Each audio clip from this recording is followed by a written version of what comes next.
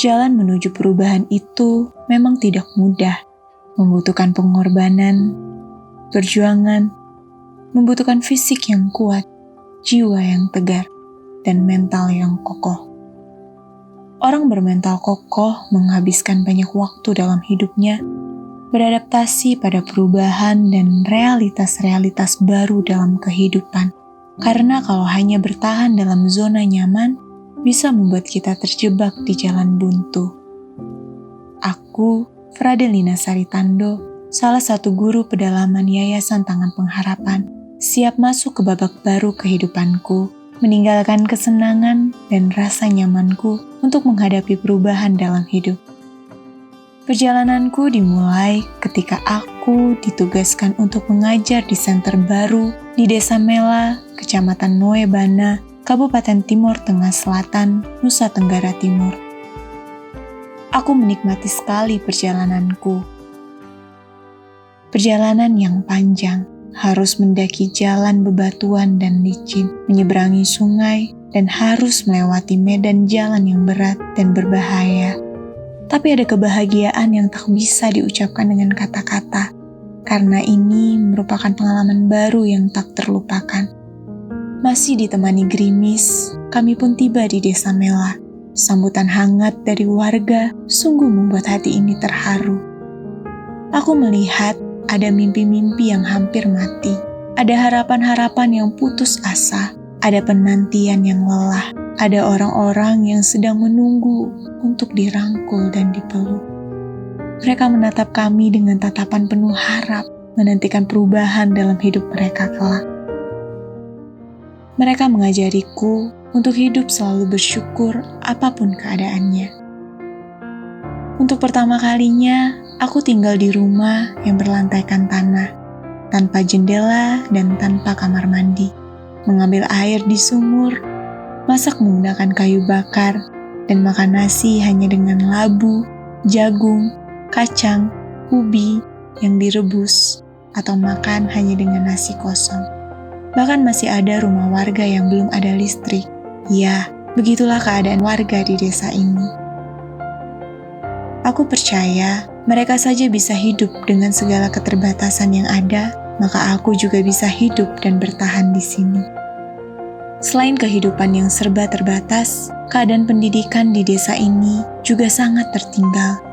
Gedung sekolah yang tidak terawat, kurangnya fasilitas dan tenaga pengajar. Untuk bersekolah, anak-anak harus berjalan kaki dengan jarak yang jauh, melewati jalan bebatuan dengan pakaian, tas, sepatu, bahkan sandal jepit yang lusuh. Ketika sampai di sekolah, harapan mereka untuk belajar sirna, karena terkadang guru tidak hadir, sehingga mereka ke sekolah hanya untuk bermain. Akibatnya banyak anak yang tidak bisa membaca, bahkan tidak mengenal huruf, meski sudah di kelas 6 SD.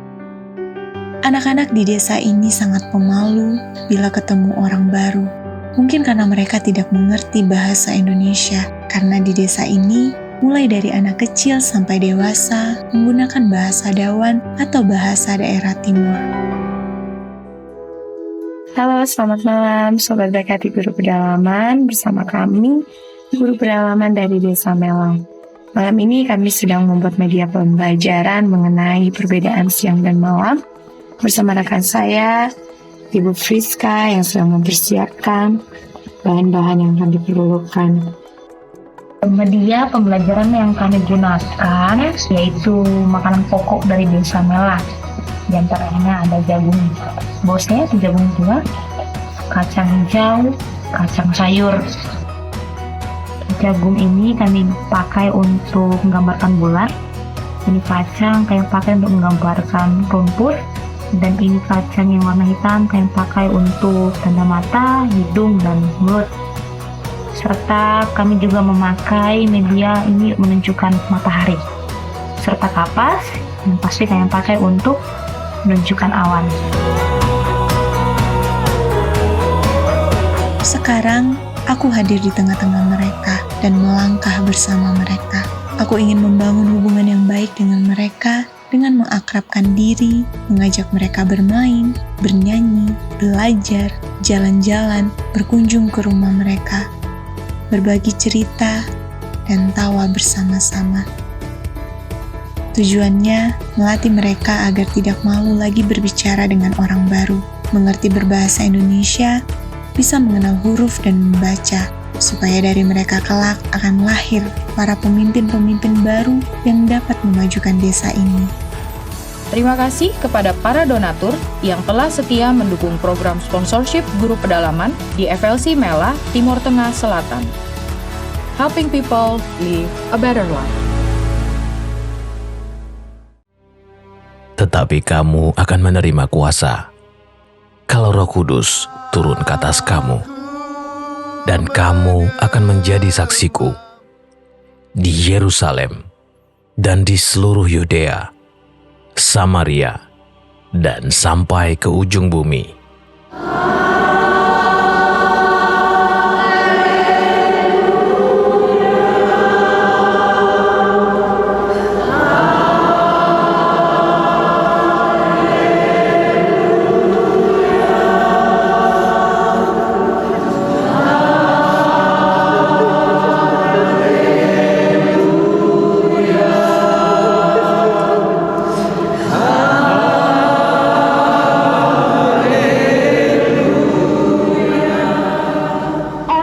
Uang belum tentu bisa datang. Ya. Jadi kalau Tuhan izinkan kita datang ke tanah suci, itu penyertaan dan anugerah Tuhan. Anda nggak akan jadi berguna ketika Anda kumpul dengan orang-orang yang baik-baik saja. Saya mau kasih tahu kabar baik buat kita semua. Tuhan nggak peduli masa lalumu yang buruk. Tuhan nggak peduli hidupmu kelam kayak apa. Tuhan nggak peduli kamu merasa kecil, kamu nggak bisa apa-apa.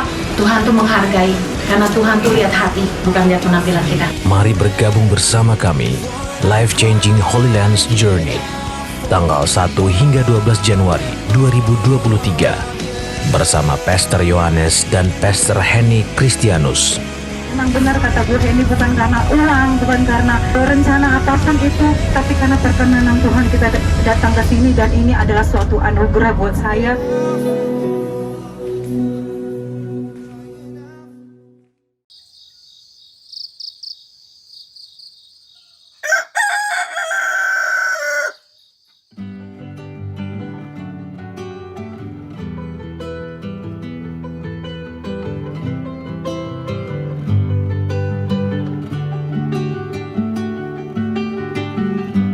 Halo semuanya, perkenalkan namaku Adeboen Huta Barat, berasal dari Sumatera Utara, lebih tepatnya di Kabupaten Tapanuli Utara.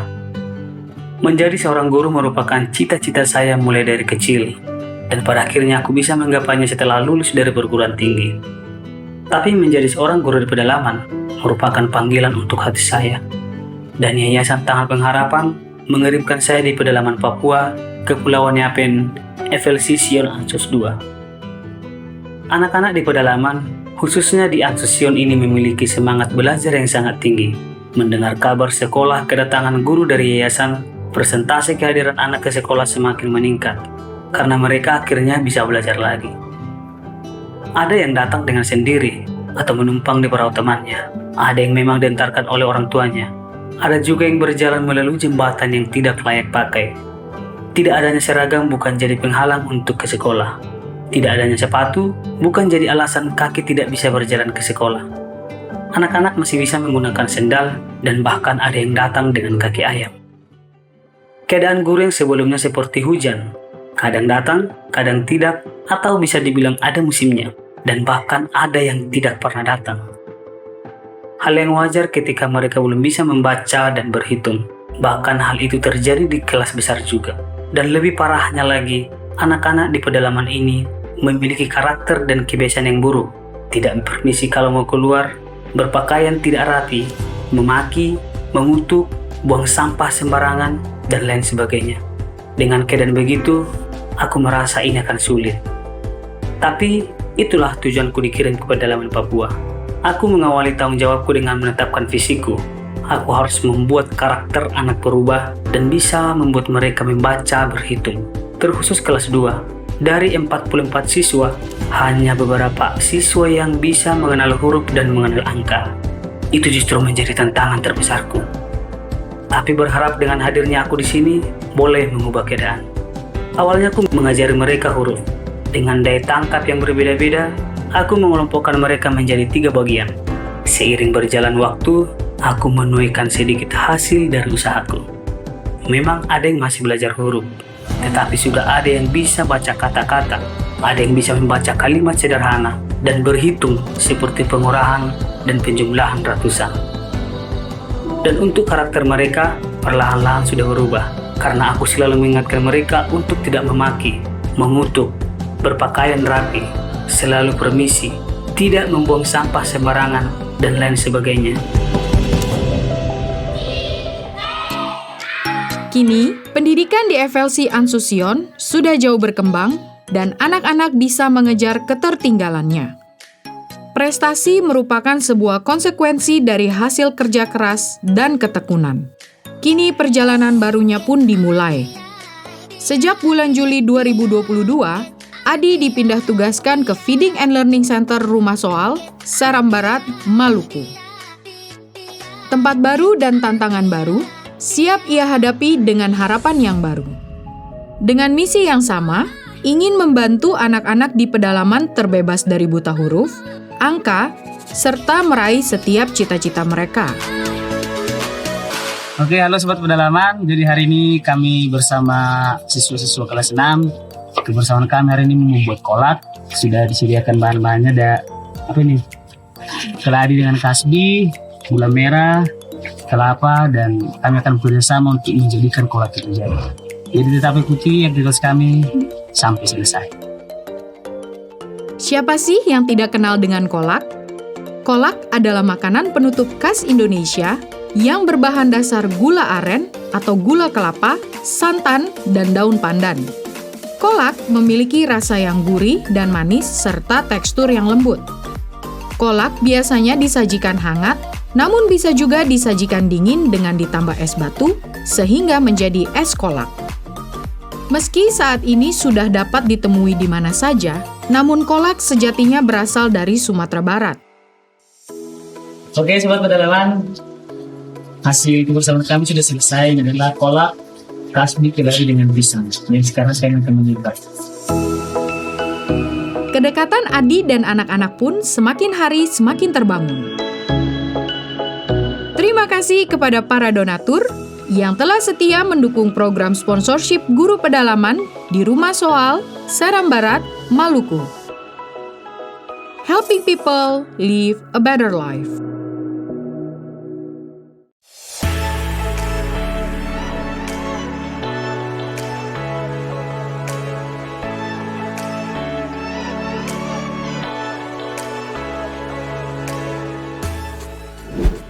Halo sahabat Batik Tangan Pengharapan, yuk lengkapi koleksi batik kamu dari Batik Tangan Pengharapan.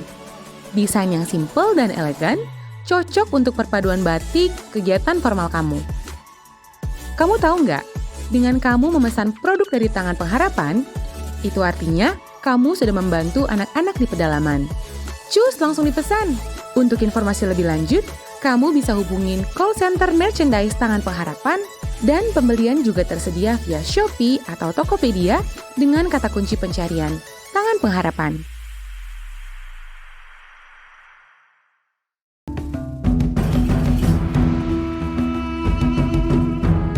Tutwuri Handayani.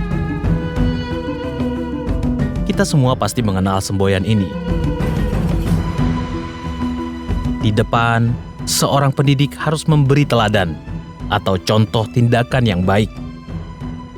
Di tengah atau di antara murid, guru harus menciptakan prakarsa dan ide. Dari belakang, seorang guru harus memberikan dorongan dan arahan.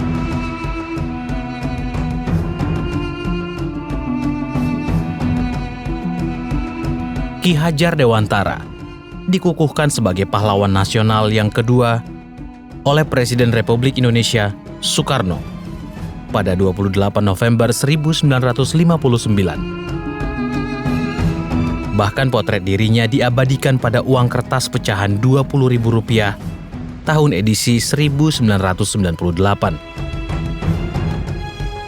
Dan atas jasa-jasanya dalam merintis pendidikan umum, ia dinyatakan sebagai Bapak Pendidikan Nasional Indonesia dan hari kelahirannya pun dijadikan Hari Pendidikan Nasional, yaitu tanggal 2 Mei.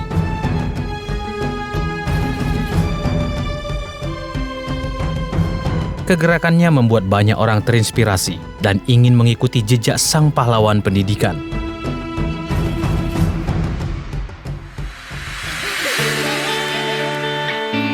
Begitupun yang terjadi pada guru-guru pedalaman Tangan Pengharapan. Kehidupan guru yang dekat dengan anak-anak dan masyarakat membuat anak-anak begitu mengagumi sosok guru. Kalau menang baik, kalau kalah tidak apa-apa. Nanti tong coba lagi, bisa? Tak heran jika banyak kita temukan di senter-senter Tangan Pengharapan, banyak anak-anak yang ingin menjadi seorang guru. Terlepas profesi guru merupakan profesi yang paling sering dilihat anak-anak di pedalaman. Nyatanya kebersamaan guru dengan mereka mampu membuat anak-anak ingin menjadi seperti guru. Listen to Sally carefully, okay? Sally akan count from 1 to 10. Yang di belakang jangan bicara. Kalau sudah ada bicara di belakang, kalian di belakang buat apa? Dengar. Dengar yang baik itu apa? Dia di situ. Okay. Sally, are you ready? Okay, let's do it, Sally. 1, 2, 3, go. 1, 2, 3, 4, 5, 6, 7, 8, 9. Benar atau salah?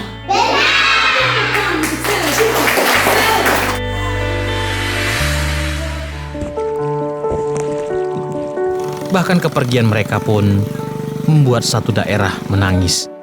Seperti tak rela jika sang pahlawan mereka pergi meninggalkan desa itu. Rajin sekolah ya.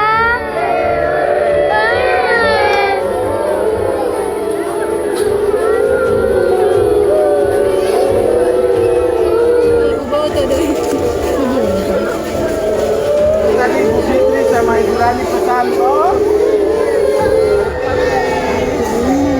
Jaga saya Corona dulu sampai sekarang nggak pulang kembali ke saya. Maggie, say something. Tas your feeling. Siapa yang curi ke atas, Pak? Hadir membawa dampak bagi satu desa, terus bergerak untuk memajukan bangsa. Mari berkontribusi dengan mengadopsi guru pedalaman bersama Tangan Pengharapan.